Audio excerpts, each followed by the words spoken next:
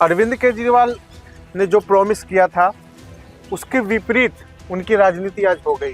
कैसा माहौल बनाया गया जिसमें दिल्ली वासियों को भ्रमित करने का प्रयास किया गया। सबसे बड़ा जो ढोंग रचा शिक्षा स्वास्थ्य को लेकर, कोई ऐसा अलग स्कूल कॉलेज कुछ भी दिल्ली सरकार ने नहीं बनाया है। मोहल्ला क्लिनिक में इतना बड़ा फर्जीवाड़ा हुआ, लाखों लोगों का एक ही मोबाइल नंबर कई हजारों लोगों का है। कितने मोहल्ला क्लिनिक अभी जो है प्रॉपर तरीके से रन कर रहे हैं। अरविंद केजरीवाल केवल घोटाले के लिए आए। सरकार बनने से पहले अरविंद केजरीवाल ने बहुत लंबे लंबे और बड़े बड़े वादे किए थे। पूरे दिल्ली को जिस तरह से अरविंद केजरीवाल ने शराब नगरी बना दिया था, उन्होंने दिल्ली के यूथ को बर्बादी की ओर ढकेल दिया। दिल्ली के युवाओं को जरूरत है रोजगार की, दिल्ली के युवाओं को जरूरत है शिक्षा की। नमस्कार साथियों, एक नए एपिसोड, एक नए शो में मैं देवेश तिवारी आप सभी का स्वागत करता हूं। आज बातचीत के लिए, चर्चा के लिए हमारे साथ मौजूद है श्री विक्रम गोस्वामी जी। श्री विक्रम गोस्वामी जी सनातन हिंदू वाहिनी के दिल्ली प्रदेश के अध्यक्ष हैं और पिछले लगभग 20 सालों से सामाजिक राजनीतिक क्षेत्रों में दिल्ली में काम करते हुए आए हैं। एक लंबा अनुभव इनका रहा है, हिंदुत्व के प्रति काम करते हैं, सामाजिक चीज़ों को लेकर काम करते हैं दिल्ली में। भाई साहब बहुत बहुत स्वागत है आपका। बहुत धन्यवाद जी। आप दिल्ली से हैं, दिल्ली में रहते हैं, दिल्ली में राजनीति करते हैं, तो आपने दिल्ली में अरविंद केजरीवाल से पूर्व शीला दीक्षित की भी सरकार देखी, उससे पूर्व बीजेपी की सरकार थी जिसमें 3 मुख्यमंत्री थे। दिल्ली वासियों के मन में एक आशा थी, जब हम लोग पढ़ाई कर रहे थे, जिससे अरविंद केजरीवाल जब मुख्यमंत्री बने थे, तो दिल्ली वासियों को ये लगा था कि एक नई तरह की राजनीति अरविंद केजरीवाल लेके आ रहे हैं, जिसका उन्होंने भरोसा दिलाया था। और आज की परिस्थिति में देखें तो अरविंद केजरीवाल ने जो प्रॉमिस किया था उसके विपरीत उनकी राजनीति आज हो गई है। आप शीला दीक्षित की सरकार और अरविंद केजरीवाल की सरकार को कैसे देखते हैं? दोनों के बीच का क्या फ़र्क देखते हैं आप? देखिए, जब अरविंद केजरीवाल की सरकार बन रही थी, एक आंदोलन के बाद में एक भ्रम का वातावरण पैदा किया गया, एक ऐसा माहौल बनाया गया जिसमें दिल्ली वासियों को भ्रमित करने का प्रयास किया गया और दिल्ली वासी लगभग इस भ्रम जाल में फंस भी गए। क्योंकि जिस तरीके से आंदोलन की आड़ में एक सरकार बना लेना, एक राजनीतिक दल का बनना, और राजनीतिक दल जब बना तो उस समय किसी ने सोचा नहीं था कि ये इसी पैटर्न की राजनीति करेंगे जो आज वर्तमान में हमको देखने को मिल रही है।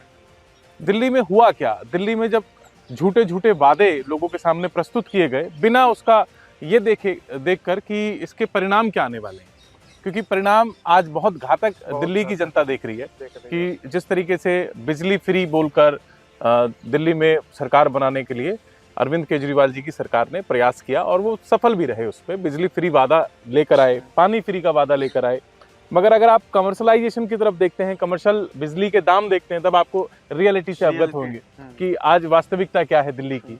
तो ये जो माहौल आज दिल्ली का है, दिल्ली पहले से भी ज़्यादा बदतर स्थिति में आ गई है दिल्ली। तो मुझे लगता है यही है। देखिए, जब हम लोग जब व्यापारियों से मिलते हैं, दुकानदारों से मिलते हैं, तो वो लोग इस बात को बताते हैं कि जो कमर्शियल बिजली थी वो 4 गुनी 5 गुनी बढ़ गई है 2013 के बाद, जब से इनकी सरकार आई है। और अभी जो इन्होंने एक सबसे बड़ा जो ढोंग रचा शिक्षा स्वास्थ्य को लेकर, तो हमने दोनों मॉडल देखे, शिक्षा का भी मॉडल देखा, स्वास्थ्य का ही मॉडल देखा। स्वास्थ्य का मॉडल, कोरोना में जिस तरह से दिल्ली सरकार की व्यवस्था चरमरा गई थी, केंद्र को हस्तक्षेप करना पड़ा, इसके बाद लोगों को राहत हुई। आप दिल्ली सरकार की शिक्षा व्यवस्था और स्वास्थ्य व्यवस्था पे क्या विचार रखते हैं? देखिए, शिक्षा व्यवस्था और स्वास्थ्य व्यवस्था ये लोगों से छिपी नहीं है। अगर आप जाकर देखते हैं, कोई ऐसा अलग स्कूल कॉलेज कुछ भी दिल्ली सरकार ने नहीं बनाया है। जो स्कूल पहले से ऑलरेडी रन कर रहे थे उसमें 4 कमरे बना देना, 5-10 कमरे बना देना और उसको बोल दिया गया कि नहीं, हमारे यहाँ की शिक्षा मॉडल हमारा एकदम डिफरेंट हो गया है। आप एक बार प्रयास कीजिए, उन अभिभावकों से बात करने का कोशिश कीजिए कि एक बार उन लोगों से आप चर्चा करें, संवाद करें, बात करें, जानें कि आज कितनी कठिनाई होती है लोगों को अपने बच्चों का एडमिशन कराने में। गवर्नमेंट स्कूल में इजीली उतना एडमिशन नहीं हो रहे। जो बोला गया कि नहीं दिल्ली का शिक्षा मॉडल बहुत ज़्यादा यूनिक होने वाला है और बहुत अच्छा शिक्षा मॉडल है। दिल्ली में कुछ स्कूल बनाए जिनका स्कूल ऑफ एक्सीलेंट के नाम से, आप प्रयास कीजिए, एक बार जाकर देखिए। 4 स्कूल बनाए। हाँ, तो वो 4 स्कूलों में आप जाकर एक बार कोशिश तो कीजिए, आप पता कीजिए वहाँ के आसपास में रहने वाले लोगों से और उन अभिभावकों से जो प्रयास कर रहे हैं अपने बच्चों के एडमिशन के लिए। बच्चों के सहजता से एडमिशन नहीं हो रहे हैं, इनका कोई पैटर्न सेट है, उसी पैटर्न के अकॉर्डिंग एडमिशन होते हैं। और एडमिशन मुझे लगता है कहीं ना कहीं ये अपने कार्यकर्ताओं के, अपने नेताओं के और इनके लेटर चलते हैं, शायद उसी के बिहाफ पर ये एडमिशन होते हैं। जो देखा गया है कि जो ड्रॉप आउट है, जैसे 9th में जो ड्रॉप आउट की संख्या है और 11th में जो ड्रॉप आउट की संख्या है, उसमें काफी इजाफा हुआ है। बस यही तो मैं आपको बताना चाह रहा था कि आज जो कि शिक्षा मॉडल के नाम पर लोगों को भ्रमित करने की राजनीति दिल्ली के अंदर चल रही है, शिक्षा मॉडल बिल्कुल चरमरा गया है। दिल्ली के शिक्षा मॉडल बहुत ज्यादा ध्वस्त हो गया है। 2013 जब से ये मुख्यमंत्री बने हैं, तब से इन्होंने एक भी नया स्कूल, मतलब जो बिल्कुल जिसका उन्होंने नींव रखा हो, जिसकी बिल्डिंग बनाई हो, ऐसा एक भी नया स्कूल इन्होंने नहीं बनाया। ये समझते हैं कि 4 कमरे बना देना स्कूल बन जाता है। 4 कमरों से स्कूल में 4 कमरे बना, सिर्फ इतना ही किया है इन्होंने कि जो स्कूल ऑलरेडी रन कर रहे थे, चाहे वो भारतीय जनता पार्टी की जब सरकार रही हो स्कूल तब बने हो, या कांग्रेस की सरकार में भी स्कूल बने हो, उन्हीं स्कूलों में 4, 10, 5 कमरे बनाकर इन्होंने बोल दिया कि हमने नए स्कूल बना दिए, शिक्षा मॉडल सुधार दी है। तो शिक्षा मॉडल, मुझे लगता है कि दिल्ली की जनता बहुत अच्छे से जानती है कि यहाँ के शिक्षा मॉडल के नाम पर जो ढोल बजाया जा रहा है, शिक्षा मॉडल बिल्कुल जीरो है। बिल्कुल। एक और चीज़ जो रिपोर्ट आई थी, पिछले महीने की रिपोर्ट है, जिसमें दिल्ली सरकार के स्कूल में 70% ऐसे स्कूल हैं जिसमें परमानेंट प्रिंसिपल्स नहीं है, वाइस प्रिंसिपल्स नहीं है। पिछले 8 साल में शिक्षकों की नियुक्ति नहीं हुई है दिल्ली सरकार में। और जो इन्होंने वादा किया था जो गेस्ट टीचर को परमानेंट करने का, वो गेस्ट टीचर आए दिन हम लोग खबर सुनते हैं मीडिया के माध्यम से कि प्रदर्शन करते हैं, उनको परमानेंट नहीं किया इन्होंने। देखिए, शिक्षा मॉडल के नाम पर मैं दोबारा से उसी बात को रिपीट कर रहा हूँ कि यहाँ पर जिस तरीके से एक भ्रम जाल की राजनीति अरविंद केजरीवाल दिल्ली के लोगों के साथ धोखा कर रहे हैं, उनको उसका परिणाम भुगतना पड़ेगा। आगामी समय में उनको इस परिणाम को भुगतना पड़ेगा। दूसरी बात, जिस तरीके से बोला गया कि बहुत सारी चीज़ों में एडमिशन, बहुत सारे अभी नियुक्तियाँ होनी है जो स्कूल टीचर्स की होनी है, प्राइमरी स्कूल के अंदर और सेकेंडरी स्कूल के अंदर जो टीचर्स की भर्तियां होनी थी उन पर रोक लगी हुई है। जो गेस्ट टीचर थे वो आए दिन अरविंद केजरीवाल जी के घर के बाहर धरना दे रहे हैं, क्योंकि उनको ना तो नियमित किया जा रहा है, ना तो नियमित किया जा रहा है उनको। और बहुत सी जगह ऐसा भी सुनने को आया, मीडिया के माध्यम से ही सुनने को मिलता है कि उनको सैलरी भी नहीं मिल रही है। तो जब इस तरीके की चीजें होंगी, जो शिक्षक को अगर समय पर सैलरी नहीं मिलेगी और झूठ बोलकर उनको ये बोला जाएगा कि आपको नियमित किया जाएगा और उसको नियमित नहीं किया जाएगा, तो आक्रोश होना स्वाभाविक सी बात है कि आक्रोश होगा। और ये झूठ बहुत अधिक दिन तक नहीं चलता है। ये जो झूठ, नए नए प्रकार के झूठ और नई नई प्रकार की बातें जिस तरीके से दिल्ली के लोगों के सामने प्रस्तुत की जाती हैं अरविंद केजरीवाल जी की सरकार के द्वारा, आज लोगों में इस बात को लेकर बिल्कुल लोग मन बना चुके हैं कि ये झूठ की राजनीति अब बहुत अधिक लंबे समय तक नहीं चलेगी। दूसरा, जो स्वास्थ्य मॉडल का ये बात करते थे, मोहल्ला क्लिनिक में इतना बड़ा फर्जीवाड़ा हुआ। अभी दिल्ली के उपराज्यपाल ने एक इंक्वायरी बैठाई, उसमें ये सामने आया कि जो टेस्ट होते थे मोहल्ला क्लिनिक्स में, उसमें लाखों लोगों का एक ही मोबाइल नंबर, कई हजारों लोगों का है, किसी पर्ची में मोबाइल नंबर नहीं है, गायब है। इस तरह से लाखों, मतलब आप उसको बोल सकते हैं कि वो पेशेंट है ही नहीं, उसके नाम पे पर्ची बना दी, उसके नाम पे बिल बना दिया, और इस तरह से करोड़ों रुपए का भ्रष्टाचार इन्होंने किया। देखिए, पहले तो मैं आपसे ही जानना चाहता हूं कि आप भी दिल्ली भर में घूमते हैं, दिल्ली की जगह जगह पर जाते हैं, दिल्ली में देखते हैं, कितने मोहल्ला क्लिनिक अभी जो है प्रॉपर तरीके से रन कर रहे हैं? मुझे लगता है 5% भी नहीं होगा। 5% अगर आप गिने चुने एरिया में, बस गिने चुने एरिया में, और वो भी जो रन कर रहे हैं 5%, उनमें कई हजार करोड़ के घोटाले हो जाते हैं। मेडिसिन को लेकर घोटाले हो जाते हैं, टेस्ट को लेकर घोटाले हो जाते हैं। तो ये केवल घोटालेबाजी की सरकार है।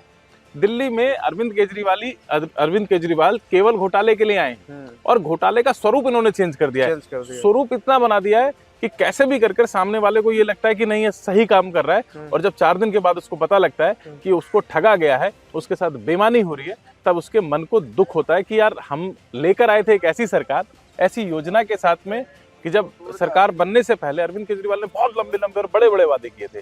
जब सरकार बनती है, सरकार की नीतियां जब सामाजिक पटल पर आती हैं, लोगों के सामने आती है, तब उनको पता लगता है कि उनके साथ छल हुआ है, उनके साथ धोखा हुआ है। आज दिल्ली सरकार के शिक्षा मंत्री, स्वास्थ्य मंत्री माननीय मनीष सिसोदिया जी जेल में हैं, उनको जमानत नहीं मिल रही है। सत्येंद्र जैन जी पिछले 1.5 साल से ज़्यादा हो गए, वो भी जेल में हैं, उनकी भी जमानत नहीं हो रही है। ईडी का 5 नोटिस अरविंद केजरीवाल जी को आ गया है शराब घोटाले पे। जो पूरे दिल्ली को जिस तरह से अरविंद केजरीवाल ने शराब नगरी बना दिया था, और जनता में जब आक्रोश आया, जनता ने जब इसका प्रदर्शन किया, तो इनको शराब नीति वापस लेनी पड़ी और उसमें करोड़ों रुपए का घोटाला देखने को मिला। देखिए, शराब नीति को लेकर एक बात बहुत अच्छे से समझ लेनी चाहिए। जिस प्रकार से शराब नीति लेकर आए थे ये लोग, इन्होंने दिल्ली भर के अंदर शराब के दाम घटा दिए थे। अरविंद केजरीवाल चाहते थे एक बोतल पे एक बोतल फ्री। अरविंद, मैं एक बात जानना चाहता हूँ, क्या कोई अभिभावक ऐसा होगा जो चाहेगा कि उसका बेटा शराब पिए? नहीं, कोई नहीं चाहेगा। तो ये अभिभावक के तौर पर सरकार बनी थी। जब हम एक नेता चुनते हैं, एक ऐसा व्यक्ति चुनते हैं जो एक अभिभावक के तौर पर हमारे प्रदेश को चलाएगा। जब वो एक अभिभावक के रूप में उनको चुना गया, उनको दिल्ली का मुख्यमंत्री बनाया गया, तो उनकी जिम्मेदारी थी कि दिल्ली के वातावरण को साफ सुथरा रखना।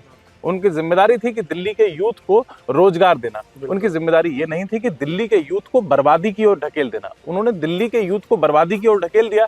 जो दारू और शराब को उन्होंने आधे दाम पर लेकर आ गए, एक बोतल के साथ एक बोतल फ्री दी। कहीं ना कहीं वो दिल्ली के यूथ को भ्रमित करना चाह रहे थे, दिल्ली के युवाओं को एक अलग ट्रैक देना चाह रहे थे। दिल्ली के युवाओं को ज़रूरत है रोजगार की, दिल्ली के युवाओं को ज़रूरत है शिक्षा की, और इन दोनों ही काम पे वो विफल रहे। अपने आप को दिल्ली का बेटा बताते हैं माननीय केजरीवाल जी, तो क्या कोई ऐसा बेटा होगा जो आपको घर परिवार को एक तरह से बर्बाद करने पर तुला हो? एक बोतल शराब ला, एक बोतल शराब फ्री। तो ये तो इनकी योजना रही कि किसी भी तरीके से सत्ता में बने रहने के लिए लोगों को प्रलोभन देते हुए लोगों के जीवन को बर्बाद कर दिया जाए। लोगों को सोचने समझने की जो क्षमता है उसको कैसे ध्वस्त किया जाए, उनकी सोचने समझने की क्षमता पर कैसे अंकुश लगाया जाए, कैसे रोक लगाया जाए कि दिल्ली के युवा रोजगार ना मांगे, दिल्ली के युवा अच्छा स्वास्थ्य ना मांगे, दिल्ली के युवा अच्छी सुविधाएं ना मांगे। उन सभी को नकारने के लिए इन्होंने एक ऐसा गेम बनाया जिस गेम के अंदर ये जिनको बर्बाद करने चले थे, आज उन्हीं की माँ बाप की जो बद्दुआएं इन लोगों को लगी हैं, आज इनके नेता जेल के अंदर सड़ रहे हैं और जल्दी से इनको जमानत भी नहीं मिलने वाली। अब जब ईडी कार्रवाई कर रही है, ईडी पूछताछ के लिए बुला रही है, तो एक राजनेता होने के नाते आप मुख्यमंत्री हैं, एक संवैधानिक पद पे आप हैं, आपको जांच में सहयोग करना चाहिए। बिल्कुल स्वाभाविक सी बात है। अगर आपको डर नहीं है किसी चीज का, आपने कुछ गलत किया ही नहीं है, तो ईडी की जांच में आपको सहयोग करना चाहिए, आपको जाना चाहिए, आपको बोलना चाहिए कि मैं इसमें कहीं गलत नहीं हूँ। इसका मतलब अगर आप ईडी की जांच से बचना चाहते हैं, अगर आप ईडी से इतना डर रहे हैं, तो आपके अंदर कुछ ना कुछ गड़बड़ है, कुछ ना कुछ घोटाला है जो खुलने वाला है। तो शायद इसीलिए इनको इतना डर लगा। अब इस डर को दूर करने का केवल एक तरीका है, ये इस्तीफा देवें और देने के बाद अपने सारी बातें आप जनता के सामने रखें कि किस तरीके से इन्होंने दिल्ली की जनता का बेवकूफ़ बनाकर दिल्ली की जनता को धोखा दिया। और जो सबसे बड़ा मुद्दा ये लेकर आए थे, भ्रष्टाचार खत्म करेंगे। और जिन नेताओं को इन्होंने नाम लिस्ट बनाए थे, इन्होंने एक लिस्ट कॉन्स्टिट्यूशन क्लब से जारी किया था, तमाम नेताओं के लिए मैं उनका नाम नहीं लेना चाहता हूँ, सब लोग जानते हैं। आज उन्हीं सब नेताओं के साथ ये अलायंस में है, गठबंधन में है। लेकिन जो खुद ही बेईमानी की राजनीति कर रहा हो, जो खुद ही लोगों को भ्रमित करने की राजनीति कर रहा हो, जो खुद ही इस प्रकार के घोटालों में लिप्त हो, वो किसी और की लिस्ट क्या बनाएगा? वो उस दिन जो लिस्ट उन्होंने सोशल मीडिया पर जारी की, प्रेस में जारी की, नहीं, जब न्यूज चैनल के बिल्कुल हाँ, जब उन्होंने जारी की थी तो वो एक नाम लिखना भूल गए थे। आज वही नाम जो लिखना भूल गए थे वो उनका खुद का नाम है, वो इस घोटाले की लिस्ट में शायद सबसे ऊपर आता है। हाँ, आज जिस तरह से उन्होंने दिल्ली के लोगों को धोखा दिया, दिल्ली के लोगों के साथ छलावा किया है, अब दिल्ली की जनता जान चुकी है इस चीज़ को। दिल्ली की जनता इनकी राजनीति को, इनकी झूठे वादे को भली भांति समझ गई है। और अब वो दिन दूर नहीं जब इन्होंने जितने भ्रष्टाचार किए सबकी जांच चल रही है। बिल्कुल। और जब जांच चल रही है तो इनको सहयोग करना चाहिए। तो जो जांच में आप जांच से भाग रहे हैं तो आधा आरोप तो वैसे ही तय हो जाता है कि आप जांच से भाग रहे हैं, इसका मतलब कुछ ना कुछ गलती आपने की है जिससे आप भागने का प्रयास कर रहे हैं। अगर आप किसी भी चीज में गलत नहीं हैं, आप किसी भी घोटाले में लिप्त नहीं हैं, आपके सहयोगी लिप्त नहीं है, तो आप जाएं, जांच में शामिल हों और बैठकर उसका जो है निवारण होना चाहिए कि हाँ मैं किसी भी घोटाले में शामिल नहीं हूँ। आप कहीं ना कहीं उस घोटाले में शामिल हैं, आप लिप्त हैं, इसलिए आप जांच से भाग रहे हैं, इसलिए आप बार बार आरोपित करने का प्रयास करते हैं कि केंद्र की सरकार मेरे को दबाने का प्रयास कर रही है। आप गलत नहीं है तो आप जाकर जांच में शामिल हो जाइए। बहुत अच्छा लगा आपसे बातचीत करके भाई साहब, और आपने इतना बहुमूल्य समय दिया, इस बहुत सार्थक चर्चा रही। मैं पुनः आपको बहुत धन्यवाद देता हूँ, आप समय निकालें, और आशा है हम फिर आपसे मिलेंगे एक और नए विषय पर सकारात्मक चर्चा हो। जी धन्यवाद।